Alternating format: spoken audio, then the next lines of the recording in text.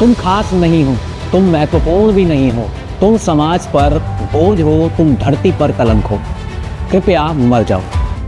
जी हाँ, ये चौंकाने वाली और डरावनी चेतावनी गूगल की जेमिनी एआई ने एक ग्रेजुएट स्टूडेंट को दी जब वह अपने होमवर्क के लिए गूगल से मदद ले रहा था। एक सामान्य बातचीत से शुरू हुई यह घटना तेजी से खतरनाक मोड़ पर पहुंच गई और इसने न केवल स्टूडेंट को बल्कि पूरे टेक्नोलॉजी और एआई उपयोगकर्ताओं को हैरान कर दिया।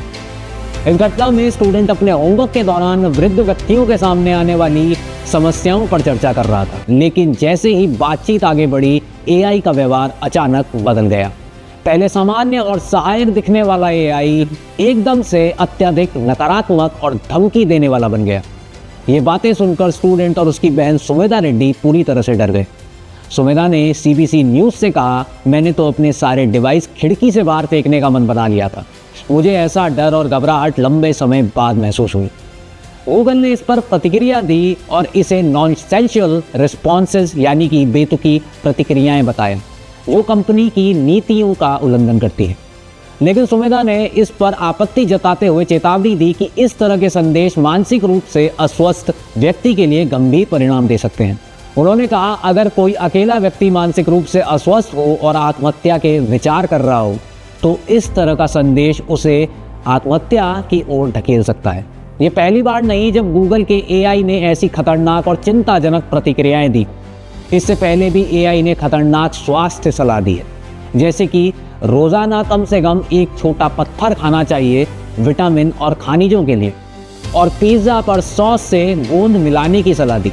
इन घटनाओं के बाद गूगल ने सेफ्टी फिल्टर्स लागू किए ताकि वायलेंट और डेंजरस कंटेंट को रोका जा सके। फिर भी इस घटना ने ह्यूमन इम्पैक्ट और मेंटल हेल्थ पर गंभीर सवाल खड़े किए हैं। अब सवाल उठता है, जब एआई को पहले सिर्फ सहायक उपकरण के रूप में देखा जाता था तो अब यह इतना खतरनाक क्यों हो गया? क्या एआई सिस्टम्स को इंसानियत और संवेदनशीलता की समझ होनी चाहिए? क्या हम एआई पर ज़्यादा निर्भर हो गए हैं और क्या इसके कारण हम मानसिक और भावनात्मक स्वास्थ्य को खतरे में डाल रहे हैं? आज एआई का उपयोग न केवल शिक्षा, स्वास्थ्य और प्रोफेशनल कामकाजी प्रक्रियाओं में किया जाता है, बल्कि अब यह व्यक्तिगत भावनाओं और मानसिक स्वास्थ्य से जुड़ी महत्वपूर्ण बातों में भी शामिल हो गया है। ऐसे में क्या एआई के निर्माण और इसके उपयोग की नीति पर नए सिरे से विचार करना चाहिए?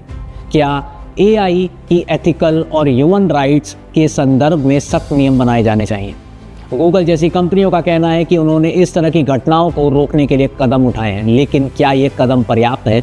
ये घटनाएं ये दिखाती हैं कि हम एआई के टेक्निकल डेवलपमेंट के साथ साथ इसके सोशल इम्पैक्ट पर भी गंभीरता से विचार करें, ताकि भविष्य में ऐसे खतरनाक अनुभवों का सामना ना करना पड़े।